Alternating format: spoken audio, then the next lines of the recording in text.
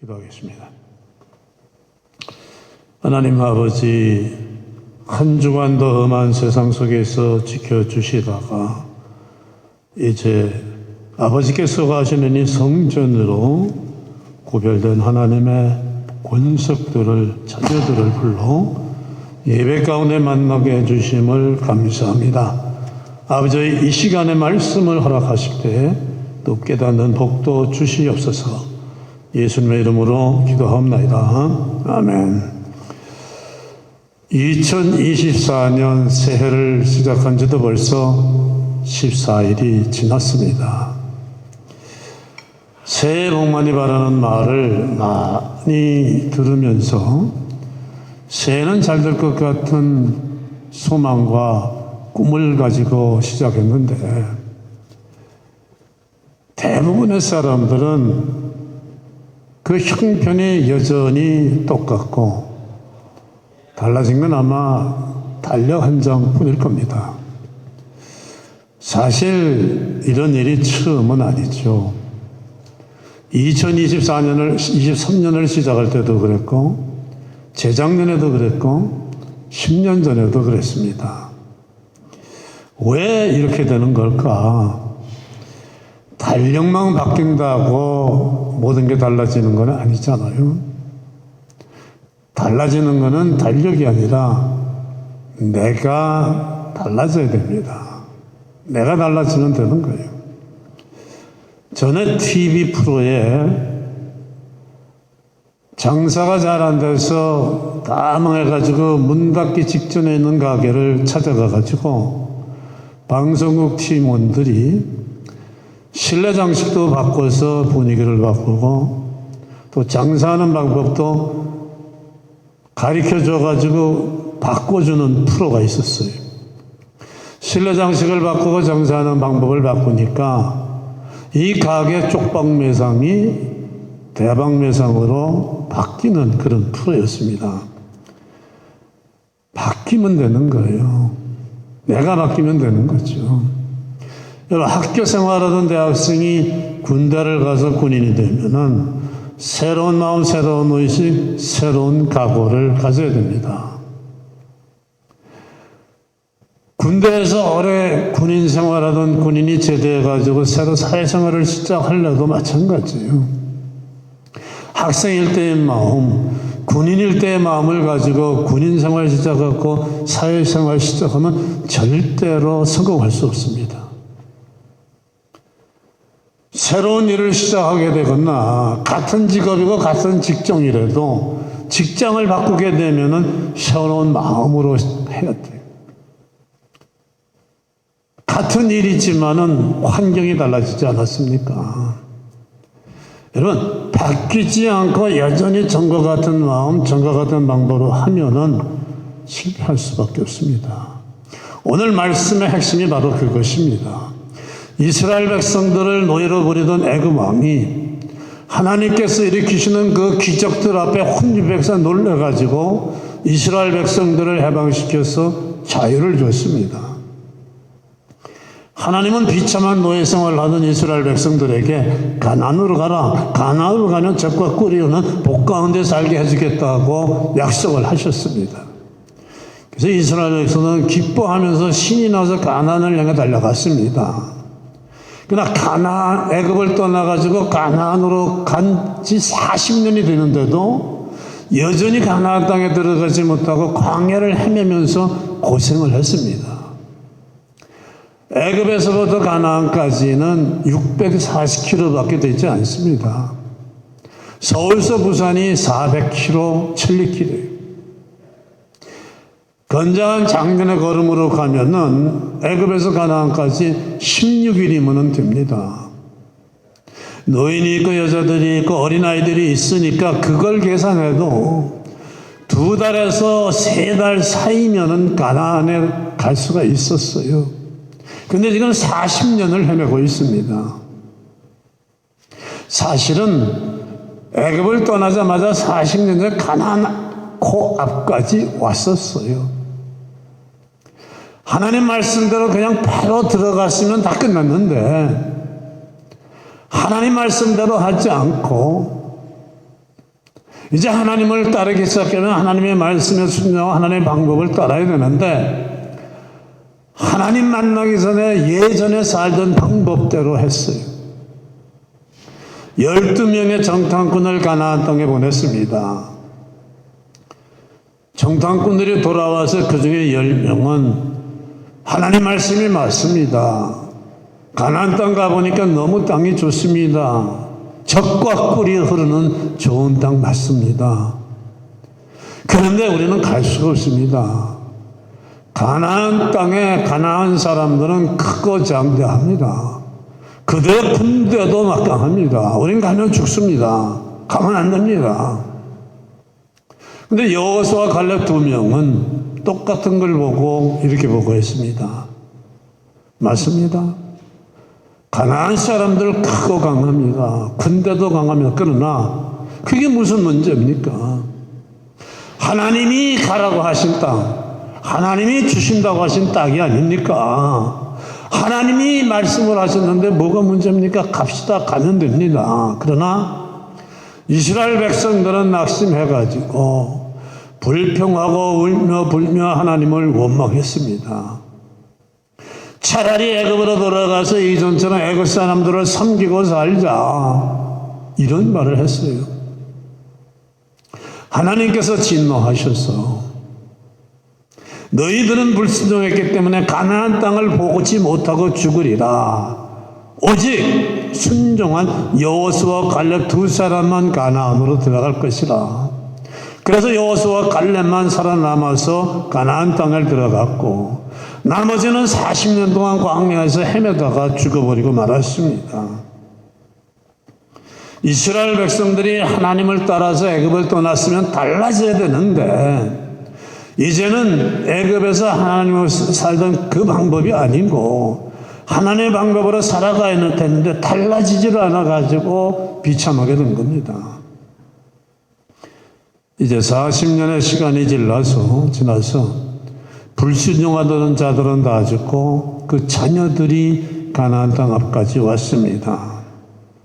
요단강을 건너가지고 하나님이 약속하신 그 젖과 꿀이 흐르는 가나안에 들어와서 그 복을 누리며 살게 되는 것입니다. 먼저 도착한 곳이 길갈이라는 곳이에요. 길갈이라는 이름의 뜻은 오늘 9절 말씀에 있습니다. 하나님께서 애굽에서의 당한 그 모든 수치를 굴러가게 끝내주셨다. 그 뜻입니다.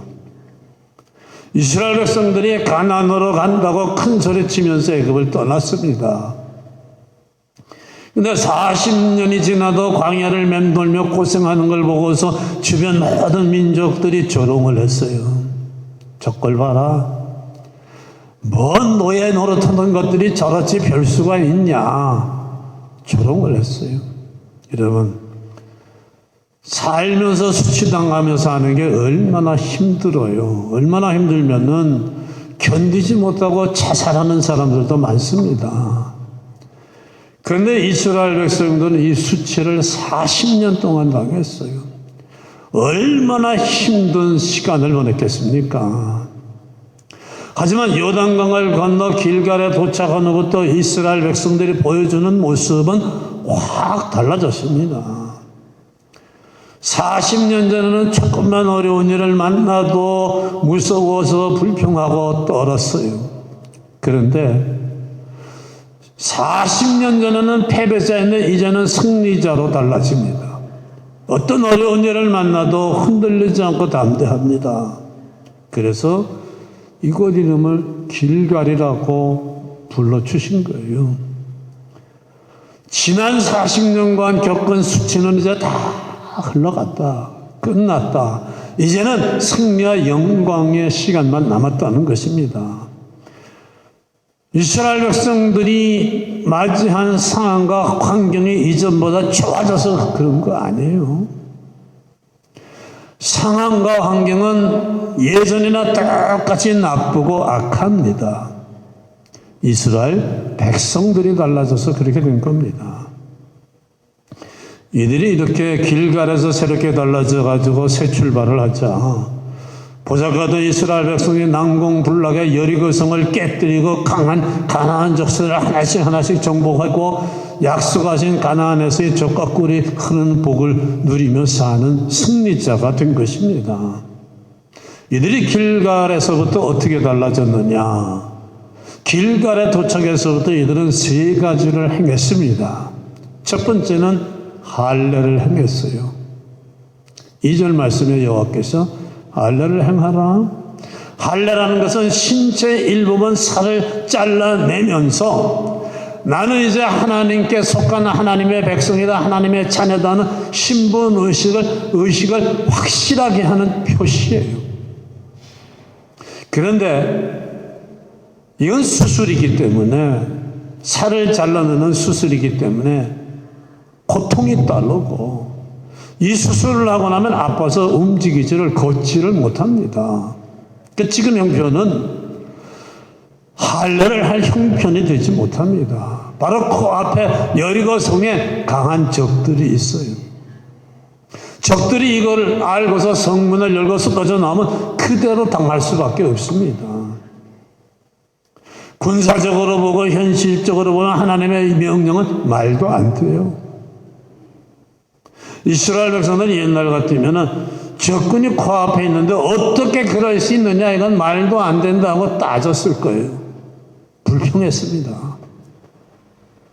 그러나 이들은 지금 달랐어요. 말도 안 되는 것 같은 하나님의 명령에 아무 소리 안 하고 그대로 할례를 했습니다. 여러분, 적군 앞에서 할례, 현실적으로 군사학적으로는 분명히 말도 안 됩니다. 그러나 하나님에게는 이게 굉장히 중요한 의미를 주는 거예요. 위험 앞에서도, 비현실적인 상황 앞에서도, 말도 안 되는 하나님의 말씀 앞에서도 끝까지 하나님을 믿고 모든 걸 하나님께 맡기느냐, 아니면 자기들 생각, 자기들 판단으로 불순종의 길로 가느냐는 하나님에게 아주 중요합니다. 하나님은 순종할 때 순종하는 사람들 위해서 뭐를 해주실 수 있기 때문이죠. 하나님이 일하실 때는 사람의 방법이 아니고 하나님의 방법으로 일하시질 않습니까? 인간에게는 능력의 한계가 있어서 안 돼 보일 것 같은 일이 많지만은 하나님에게는 안 될 일이 하나도 없어요. 그래서 하나님은 하나님을 믿는 성도들이 하나님의 말씀이 말도 안 되는 것이라도 그대로 믿고 순종하는 성도들이 되도록 먼저 훈련을 시키십니다. 그 훈련이 끝나야 뭘 해주실 수 있고, 그때 그 성도들의 삶이 달라집니다. 이런 말도 안 되는 하나님의 명령 앞에서 유대인들이 할례를 하니까 어떻게 됩니까? 여리고성에 있던 적들은 어떻게 됐겠어요? 여호수아 5장 1절에서는 하나님께서 이스라엘 백성들이 요단강을 건널 때 요단강물을 마르게 하신 것을 듣고서 정신이 나갔다고 그랬죠. 그 6장 1절에서는 이 일로 인해서 여리고 사람들은 성문을 굳게 닫고 해서 출입하는 자가 없었다고 합니다. 사실은 이 길갈에 도착하기 전에 요단강을 건널 때 이 이스라엘 백성들이 달라진 모습을 보였어요. 길갈에 들어오기 전에 하나님이 요단강물을 마르게 하신 후에 건너가라고 하시지 않았습니다. 요단강물이 시퍼렇게 흘러가는데 이스라엘 백성들에게 걸어 들어가라 이렇게 명령하셨어요. 그런데 이 이스라엘 백성들이 흐르는 강물을 저벅저벅 발끝에 들어갑니다. 죽을 수도 있잖아요. 저벅저벅 걸어 들어가니까 하나님께서 강물을 말려주신 것입니다. 40년 전 홍해바다 앞에서는 어땠습니까? 바닷물이 앞을 가로막으니까 아직 믿음이 약한 초신자인 이스라엘 백성들이 절망해가지고 울고불고 원망하지 않았습니까? 원망하고 불평하지만 하나님께서 홍해바다를 갈르시고 길을 내주셨어요. 아직 믿음이 약하니까. 그런데 지금은 40년 전처럼 물을 가르고 나서 건너라고 하시지 않습니다. 물이 흐르는데 건너가라고 하고, 그리고 이들이 건너갔어요. 이것이 홍해바다를 건널 때와 요단강을 건널 때의 차이입니다. 여러분, 시간이 지나면은 믿음이 살아야 돼요. 성장하지 않는 믿음은 참 곤란합니다. 참 곤란해요. 하나님이 뭘 더 이상 해주실 수가 없어요. 하나님이 요단강 물을 말리셨다는 그 하나님이, 그 놀라운 하나님이 이스라엘 백성과 함께 오고 있다는 소식에 여리고성 사람들은 정신을 잃은 거예요. 겁이 난 거예요. 이스라엘 백성들이 순종하고 하려니까 이들은 뭐 그렇게 될 줄 모르고 했죠. 우리가 할 일은 그거예요. 다음에 어떻게 되느냐는 우리가 알 수가 없습니다. 그냥 하라고 하신 대로 순종하면 하나님이 하나님 하실 일을 하죠. 이들이 할 일을 하니까 하나님께서는 벌써 여리고성 사람들의 마음을 공포로 충만케 놓으신 것이죠. 그리고 그 다음에는 오히려 이스라엘 백성들로 하여금 그 여리고성을 깨뜨리고 점령하게 하셨습니다. 하나님이 말씀하시면 그게 말이 된다 안 된다 따지는 게 아니라니까요. 우리가 할 일은 성경 말씀을 가지고 이게 뭐 현실적이다 비현실적이다 과학적이다 비과학적이다 의학적이다 비의학적이다 따지는 게 아니라 그대로 하느냐 아니냐예요.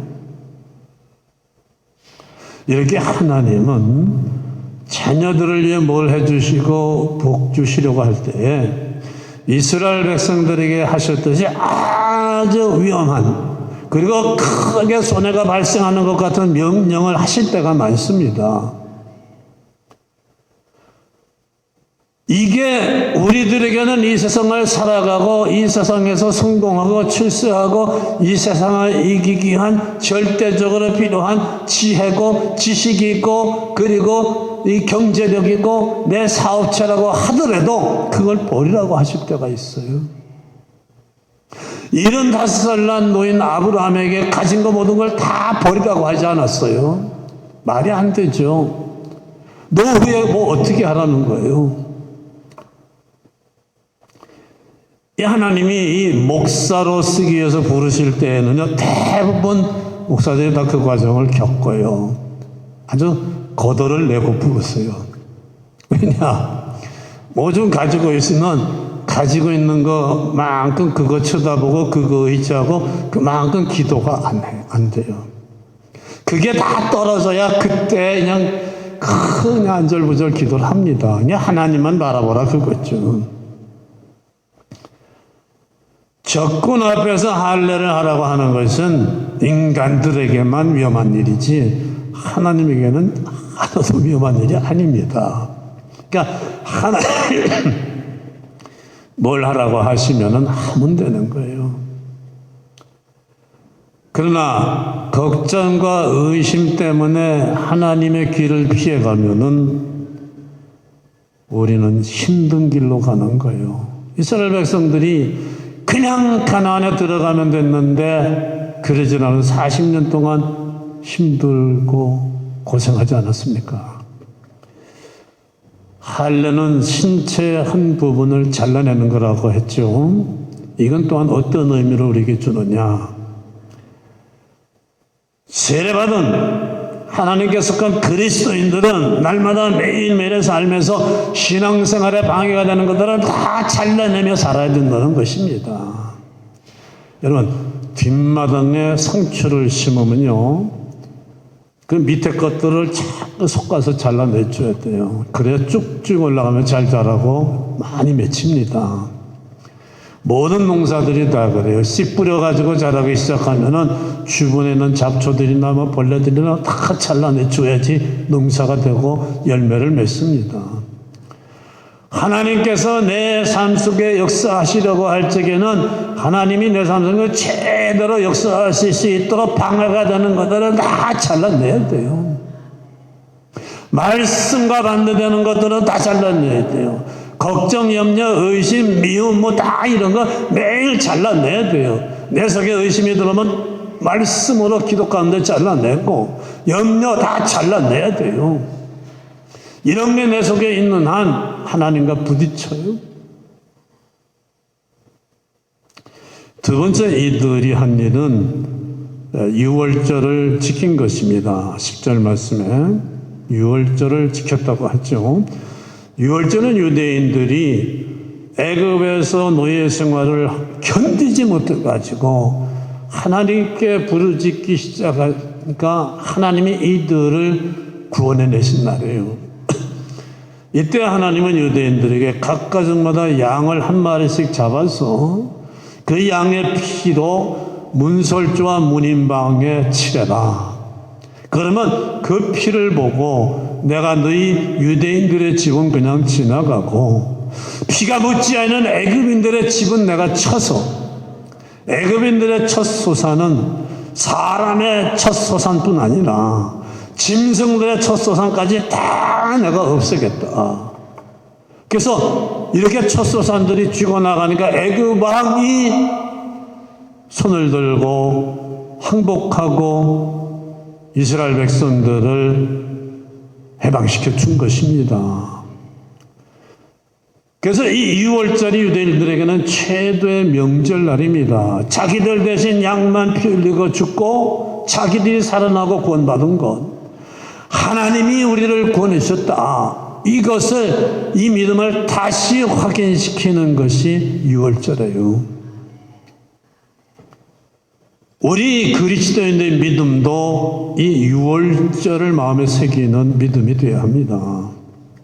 그때 이스라엘 백성들, 유대인을 대신 피 흘리고 죽어간 양은 바로 우리의 죄를 대신해서 십자가에 달려 못 박히시고 피를 흘리신 예수 그리스도를 상징합니다. 양의 피가 묻어있는 집은 하나님이 그냥 지나가며 살려주셨듯이 내가 죄로 죽어야 되는데 내 마음속에, 내 믿음 속에 나로 인해 피 흘리신 그 예수님의 보혈의 피를 담고 있는 그 믿음의 사람은 하나님께서 구원하시는 거예요. 천국으로 인도하시는 거예요. 그러니까 나를 위해 피 흘리신 어린 양 예수 그리스도가 나의 구주다 하는 이 믿음이 우리의 삶의 뿌리가 되고 삶의 중심이 되어야 되는 거예요. 삶의 중심이 된다는 말은 우리의 삶이 예수님 중심의 삶이고 예수님에게 붙어 있는 삶이 되어야 한다는 것입니다. 요한복음 15장 5절에서 주님은 말씀하죠. 나는 포도나무여 너희는 가지니 그가 내 안에 내가 그 안에 있으면 저희들은 열매를 맺는다고 그러죠. 주님은 나무시고 우리는 가지입니다. 나뭇가지가 할 일은 뭐예요? 그냥 나무에 붙어 있는 거예요. 그거 하나만 하면 됩니다.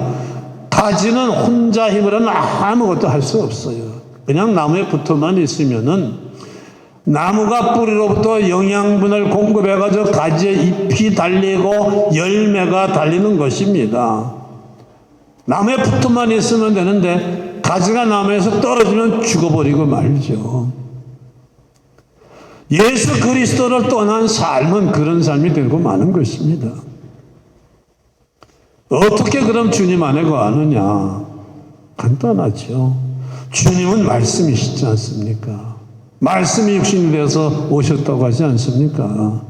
주님 안에 산다는 것, 주님 안에 거한다는 것은 말씀으로 살아간다는 말입니다. 그래서 11절 말씀을 보면은 이스라엘 백성들은 유월절을 지킨 다음 날부터는 그 가나안 땅에서 나는 새로운 소산을 먹었다고 합니다. 지난 40년 동안 먹던 만나를 다시는 먹질 않았어요. 이렇게 새로운 소산을 먹었다는 말은 하나님의 자녀가 되어 영이 살아난 다시 살게 된 그리스도인들은 세상 사람과는 다른 소산, 다른 양식, 하나님이 주시는 영의 양식, 성경 말씀을 살아가야 한다는 것입니다. 예수님 믿기 전에는 영적으로는 죽은 삶이었습니다. 육신만 살아 움직였기 때문에 육신의 양식만 먹으면 됐어요. 근데 이제는 영이 살아났습니다. 여러분, 육신이 먹어야 살듯이 영도 먹어야 살고 먹어야 힘이 나고 자라는 거예요. 그래서 영력이 강해지는 세상을 이깁니다. 여러분, 세상이 얼마나 강합니까? 세상은 막강하죠. 세상은 모든 걸 다 깨뜨릴 수 있어요. 태풍으로, 지진으로, 질병으로, 가난으로 모든 걸로 인간을 다 파괴할 수 있어요. 근데 세상은 딱 한 가지 앞에서는 집니다. 그게 영력이에요. 영력은 하나님의 능력이거든요. 그래서 그리스도는 날마다 말씀으로 살아야 합니다.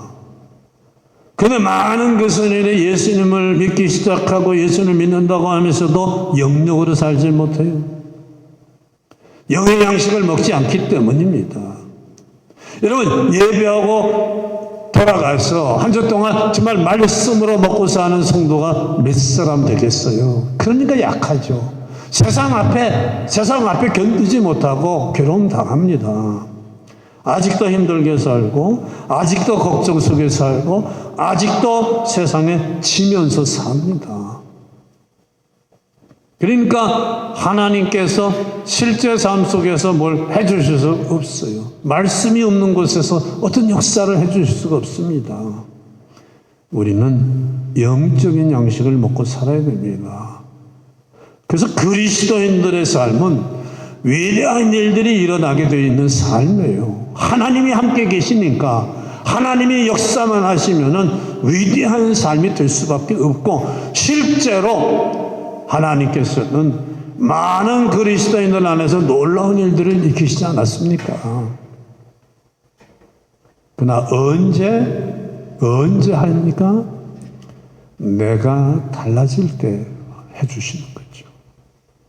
나는 세례받은, 오늘 여기서 5장 말씀대로 표현하면 나는 할례받은 하나님의 자녀이라는 확실한 신분의식을 갖고, 하나님의 자녀답지 않은 모든 것, 하나님의 자녀가 갖지 말아야 될 모든 생각 다 버리고, 옛날 생각, 옛날 방법 다 잘라내버리고, 내 안에서 하나님이 최대로 역사하시게 해드려야 됩니다. 나는 오직 포도나무 대신 예수 그리스도 안에서 살아가겠다며 날마다 새로운 영의 양식 말씀으로 살아갈 때, 지금까지는 내 삶의 모양이 어떻든지 간에 이제부터는 길가를 지나 달라진 이스라엘 백성들에게 놀라운 승리의 역사들이 일어난 것 같은 그런 삶이 되는 것입니다. 오늘 예배하시는 모든 예배자들이 그런 승리자들 되시기를 축원합니다. 기도하겠습니다. 하나님 아버지, 감사합니다. 우리는 악하고 험하고 강한 이 세상에 태어나 짓밟히고 휘둘리다가 지옥으로 떨어질 삶이었는데, 하나님께서 불러주시고 예수 그리스도를 알고 믿게 되는 엄청난 복을 주셔서 이제 예수 포도나무 대신 예수 그리스도 안에 붙어 가지된 승리자 되게 해주신 것을 감사합니다. 아버지, 이제로는 길갈을, 요단강을 건너 길갈에 들어온 이스라엘 백성들이 새소상을 먹었듯이 날마다 영의 양식을 먹는 승리자들 되게 하여 주시옵소서. 예수님의 이름으로 기도하옵나이다. 아멘.